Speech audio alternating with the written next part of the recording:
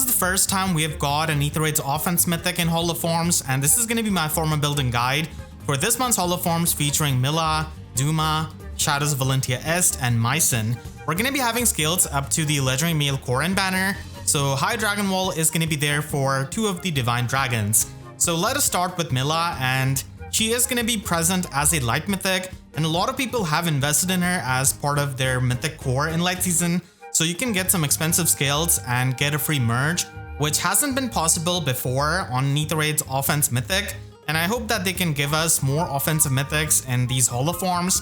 So she has got Nurturing Breath with the Weapon Refine, that does give her +3 defense, and then she can get up to +6 to all of her stats, and she also gives out +4 to all of the stats of the allies in 7 rows and 7 columns centered on her. So Embla does negate this by the feud status, but Embla has kind of fallen off, so this is definitely not that bad as a support. And with the Weapon Refine, she's also able to get +4 visible stats to all of her stats, and this is actually really good because this allows her defense checks from her Slotsy skill to be a lot better. Previously, she would face high defense dancers, but now there's really no dancer. Even Dancer Eldigan is not going to be having enough defense to deny the isolation of Mila, so the extra stats help a ton. And then in the combat, she gives the double attack to herself and the allies in 7 rows and 7 columns centered on her. So this allows you to ignore the visible attack buff of the enemy. Again, you have to watch out for the feud status, but this could work out. And then she has got the main reason why a lot of people use her. So Mila's Turn Wheel 2 does give her the follow-up denial status to her, which is not the greatest status, but it can help you in some of the matchups where she's going to be getting attacked by some kind of enemy that may not have half null follow-up, and she's able to inflict the isolation and guard status on the foes in cardinal direction that have lower defense than her. So this is the main reason why a lot of people use Mila, because it could be used for just making sure that the enemy does not trigger a rally trap, or you could just isolate a dancer like Triandra, for example, who is a dark dancer that a lot of people use. But now we have got Attuned Micaiah, who can cleanse the isolation status, so you kind of have to watch out for her.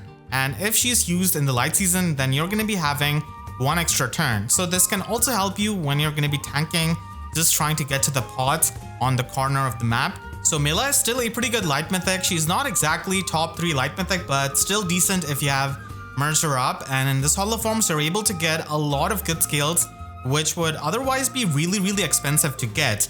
And one of them is going to be Dragon's Roar. So this is going to be the premium special to get so that you can get some unpierceable damage reduction in a pinch. So even though Mila doesn't really have minus and special cooldown, this is still the high value special to get. And then for the slaughter, you can get Fortress Defense Res 3. So this is going to be giving you visible defense and resistance, which helps you with the isolation check of her Mila's turn wheel, and also with the ploy usage in case you run that in her Slotsy. And she also becomes a magnet for soaking up the Dark Shrine debuffs and takes that away from your main tank. So that can help you in many scenarios where Mythic Loki is going to be taking away the debuff neutralization status from Peony. So taking away the Dark Shrine debuffs from your tank to Mila is actually going to be pretty beneficial. But if you're an avid Mila user, then you probably have the skill already on her, and I guess you could try and get Solid Ground 4 for optimizing her defense, but she only gets 1 extra defense, which is not really worth losing the resistance over, which is going to be helping you in Dark Shrine soaking, and the extra attack doesn't really help you much from Solid Ground. So that's why it's not exactly a very high priority skill, and for pretty much everything else, Fortress Defense Res is going to be better. But if you're trying to get an alternate slotted skill, then you can get Defense Res Scowl. So again, this could help you in case you get attacked by some kind of pre-charged special enemy. And Fire Flood Boost could also be run for the extra HP in case you want to run Infantry Pulse in the Slotsy on a Gale Force team. And it is also going to be helping you get the guard effect against all kinds of enemies, because she's only going to be inflicting the guard status in a lane with her Mila's Turn Wheel 2. For the Slot B, you should definitely try and get High Dragon Wall. It's a must-have skill for Ether Raid's offense use, because this lets you block the warping of the ranged foes, and it provides you more utility. Keep in mind that this is not going to be stopping any kind of Emblem Celica, because she has got pass in her special that against any kind of ranged enemy with the Celica ring, you're going to be able to stop it, and this allows for better roll compression in Ether Raid's offense. So High Dragon Wall is really good for its warp blocking, and it also has the damage reduction and phantom resistance, which is definitely good as an afterthought. And then you can have Defense Ploy as the Slotsy skill if you want to get an alternate premium skill, just in case if you don't want to run Mila's turn wheel too. So Infantry Null Follow 4 is also an option to provide null follow-up to your fast tanks, and Infantry Pulse 4 could also be run if you're going to be using her mainly in a lot of Gale Force teams, and if you happen to have her at high merges, then you're going to be using her as part of your light core, so might as well get the pulsing that she can do as an infantry dragon. Ploy skills can help, and there's no Freyr in the Dark Season, but again you will have to watch out for attuned Micaiah, who can convert these penalties into buffs for her allies. This is my recommended build for Aether8's offense usage, but if you don't really care about Aether8's offense and you just want to have a combat-centric build on Mila and you want to go a bit more of a selfish route, then you could run this build with New Sunstone Plus, which is going to be giving you flat damage reduction, and it can stack up with Lagoose Friend, so it is going to be better than her preferred weapon when it comes to tanking. And you can also get the guard effect out of this, so it helps you defensively. And just as the previous build, you want to get Dragon's Roar because it is going to be really helpful with its unpierceable damage reduction, and its 3 cooldown does work for Lagoose Friend, and for a combat-centric Mila, Dragon's Roar is really needed. And then you can run Attack Resistance Scowl in her slot A, so this allows her to fully make use of her resistance and get the Scowl effect in the combat. But you can also get Distant Bonus Doubler if you want to stack up more stats, and if you don't want to run Distant Counter Dragon Sacred Seal. And Fire Flood Boost could also be run if you think you want to use her more with her preferred weapon to maybe give that support to the other allies. So that could also be an option that you could consider. And Lagoose Friend is by far going to be the main skill if you want a combat-centric build.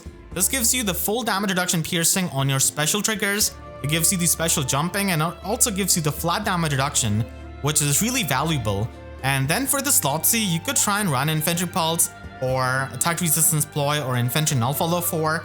All of the options that I didn't mention before, they're all pretty good here. And Infantry Pulse and Ploy skill can also help her as well. Null Follow status is really not going to be doing much for you with how slow she is, so it's not one of the main options, but still an option nonetheless. Duma was the first Aether8's defense mythic that we got, and he's an armored dragon, so it doesn't really have the best of the mobility, but at least it's better than before because now we've got Emblem Celica that you could equip on him, and Wings of Mercy 4 is also something he could run and still get Bolt Fighter out of the Sacred Seal. So he has got Fell Breath as his weapon refine, giving him +3 attack, and at start of combat, if the foe's HP is not at full, or if his attack is more than foe's attack, then you're able to get +6 attack and resistance in combat, and also the follow-up Denial.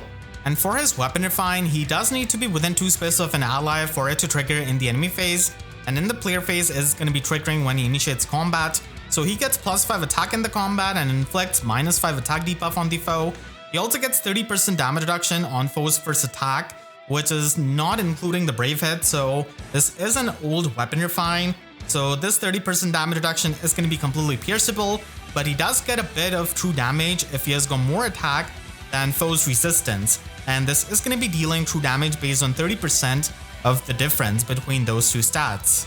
So this is still a pretty decent weapon to get the true damage in the combat, and then he has got Upheaval Plus as his Slotsy skill, so at start of turn 1, it is going to be dealing 10 damage to all foes on the map, and it also destroys the nearest offensive structures. Previously Elamine could stop him, but Elamine has completely fallen off after Freyr, so Duma is a lot more safer to run, and he's able to do his job of destroying the offensive structures of the enemies.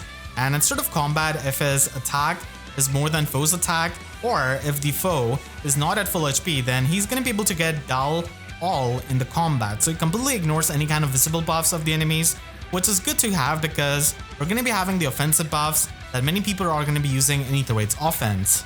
Duma is far from being a good anima mythic. There's Freyr, there's Miraculous that can always be run, but it's all about role compression, and now he has got access to High Dragon Wall, so that is going to be worth picking up.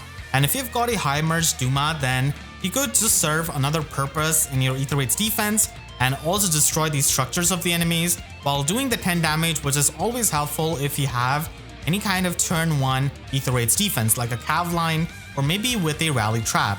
When you're going to be getting his Forma, you can still try and get new Sunstone Plus if you want to get more value for your Forma Soul, because it's a pretty good Dragon Breath, and Fell Breath is still going to be something you're going to be running. Harsh Command Plus can be helpful, especially against the debuffs of Plumeria, and for a special you could run Armored Blaze, so it's going to be a premium special for the melee matchups, and it is going to be giving you the unpierceable damage reduction. It is especially useful if you're going to be using him as a near savior and Ether Raid's defense whenever his bonus season is there, and there at least he's going to be a bit more tanky. And then for the slaughter, you can try and run Earth Fire Boost to get the more bulk, the extra HP, and also the guard effect. But if you're going to be using him with new Sunstone Plus, then get Attack Defense Unity instead, because you're going to be getting guard out of that weapon, so you don't really need to run that in your slaughter, and you could just opt for Attack Defense Unity. And Attack Defense Unity is a decent option, especially if you're not running Freyr, because any kind of debuffs can help you be more bulky. And for the slot B, High Dragon Wall is a must, because this is going to be helping him provide another utility as an Ether Raid's defense mythic, and it is going to be blocking the warping of the ranged foes. It is not going to be stopping Winter Edelgards with Emblem Celica, but at least it can stop the Summer Gulvigs and Brave Gulvigs with Emblem Celica, so it can help you against some of the Gale Force strats, just enabling you to block that kind of warping. But if you don't really care about Ether Raid's defense usage, then Canny Fighter is going to be the skill that you can get, so that you can get a lot of damage reduction and also get the healing. So that is the pure combat skill that you can pick up. And if you get really unlucky, then Wings of Mercy 4 could also be an option that could be run in Ether Raid's defense, and you could just run Bullfighter as the Sacred Seal. For Slot C being an armor unit, there are not a lot of options, so you're going to be picking up a save skill. Near save is a bit better, because as a far savior, he's just going to be dying to anything. I mean, for Mortis in that same season is not able to fire save against a lot of the threats, so Duma is going to be having a lot of trouble, and that's why near save is going to be much better. So it could be obtained if you want to get more value out of your Forma Soul. Mycen is a recent Lance Cavalier in the sea of Lance Cavaliers that we've got, but at least he has got a preferred weapon and Worldly Lance, so this is going to be giving him minus some special cooldown. And at start of turn, if he's within 2 spaces of any kind of ally, then he gives himself and the allies in 2 spaces the +6 defense and resistance buff and the dull alt status. So this is going to be ignoring any kind of visible buffs of the enemy, which can be helpful as a supportive effect. It's not the greatest, but still pretty decent as a support. And then if he initiates combat, or if he's within 2 spaces of an ally, then he's going to be inflicting the foe's attack and defense by -X, and this X is dependent on 20% of his defense at start of combat +6. So a lot of times this is going to be ranging from 15 to 17 debuffs, which is definitely not that bad. And then he also gets the guaranteed follow-up attack as a slow unit, and also the guard effect. So he has got a lot of the effects that you'd want on a slow cavalier like this. And we have got a lot of Lance Cavaliers and even some supportive ones like Mauvier, so he's not going to be standing out too much. But if you really want to use him, then he could work out as a bulky Cavalier, and he's actually the fastest holoforms unit that we've got from his release. The previous fastest one was Young Minerva at 298 days, and now we've got Mycen in 280 days. So this means that it is going to be setting a precedent, and that does mean good things for many of the titles like the Ratio, for example, as it could have a bit more recent units. So any kind of unit that is as many days old as him or more than that is going to be a fair game in holoforms that people can expect to see. So I'm glad that we're getting more recent options in these holoforms. Unfortunately, Mycen has a lot of overlap with his weapon with many of the skills, so you can try and run this kind of build with no quarter, giving you the damage reduction piercing, and because he can already give the defense and resistance buff, you can run Rally Attack Speed Plus so that he can fully buff up an ally.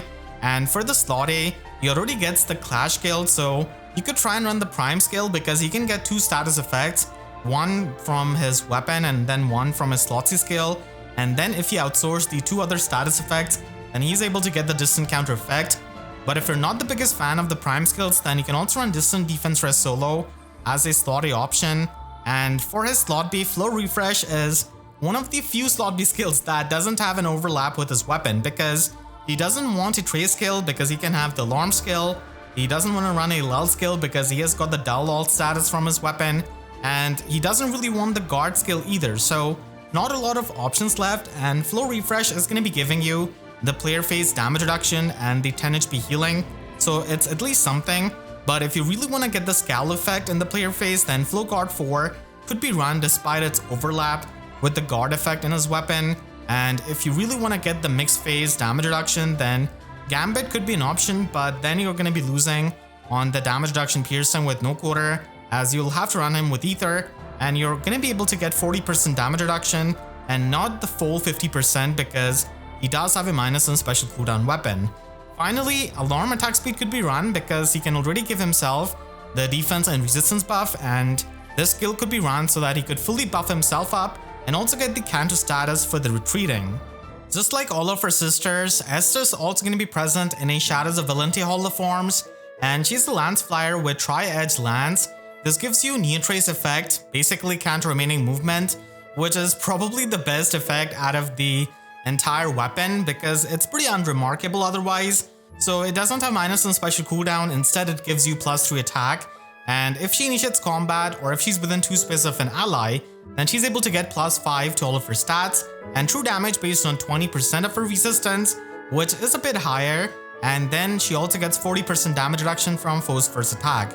And this is not including the brave attack, so pretty outdated weapon all things considered, but still it could work out. And if in the future we get a better Arcane Lance, then that could also be run. Arcane Lewin is not going to be available in this holoforms, but it's obviously one of the options that you could run on her after you redeem her as a Forma Soul. With this kind of weapon, a lot of the skills have to do the heavy lifting, so you could try and get No Quarter as the special for the damage reduction piercing, and with Emblem Marth, you're able to make it a 2 cooldown No Quarter, which hopefully could trigger easily in a single round of combat. And Attack Speed XL works really well with Rain Snap and does give you the flat damage reduction, which does help you in the player phase, and it's actually available in this holoform, so it's a pretty good skill that you could try and get, which is going to be really rare otherwise with Brattle Sharina. And Flow Guard 4 is also a pretty solid skill, giving you the full null follow-up in the player phase, which is something that she's missing out of her weapon. And if you're not going to be running her with Arcane Lewin, then this is a pretty consistent way of getting the full null follow-up, and also getting the guard effect and the scowl, which is going to be helping you survive with all of the flat damage reduction from Attack Speed XL. Speed Defense Rain Snap is going to be amazing to get the extra movement, and it does synergize well with XL. It also lets you provide support to your allies, and it can be a good option if you do plan on giving Soaring Echo as the attune skill to her. This build can function in the player phase, and it can also function a bit in the enemy phase, but if you want to have a full player phase focused build, then you could try and run something like this. So again, No Quarter is going to be needed, and Flared Sparrow could be run for a full player phase build for the pre-combat damage, and Aerial Maneuvers is going to be giving you the 2-space warping, and she does have counter remaining movement from her weapon, so at the very least you're going to be getting counter 1 out of it after the warping, so it's better than a lot of the other flyers, and this way you're able to productively use the Neotrace effect built in her weapon. Soaring Guidance is going to be an amazing skill to enable the warping, but you could also run Guidance 4 if you want to support some armor allies, and Speed Defense Rain Snap could also be run, and at higher max investment you could even run a ploy skill on her, and she's able to ploy a lot of the enemies because of her higher resistance, so it's also an option if you have a lot of merges on her. The next month we're going to be getting FE4 holoforms, and there are a couple of legendary units that could appear in that holoforms, Legendary SoV being the main one, and Legendary Seaguard is also possible. Legendary Deidre is getting a rerun in August, so technically she is going to be an option because they have done Legendary Sita before, so they could put non-remixed legendaries now. And Uller is also an option, but she's going to be rerunning mainly for her remix in August, but I thought I would just mention her. And FE4 holoforms could be the first time that we see an Ascended unit, because there is Ascended Zed and Ascended Ishtar that could be the mage options if they don't want to do Tea-Time Seaguard. Tea-Time Seaguard is definitely possible because of him being available in the Divine Codes, and we just got Null Counter Disrupt as the attune skill, so they could try and give him out. And we do have the precedence of having 2 Marias in the Arcania holoform, so 2 Seaguards could also be possible, and this is pretty much what I'm expecting from the next month's holoform. So Legendary SoV is going to be there, and Breath of Life is going to be available, so that is going to be amazing. Legendary Seeker did recently get a weapon refined, but it's not the greatest, so they could be putting him as the second legendary unit. Legendary Deidre could also happen if they're not putting Legendary Seeker, so that's also something you can expect. And even if we get Legendary Seeker, Tea Time Secret I think does have strong chances because of being available in the Divine Codes.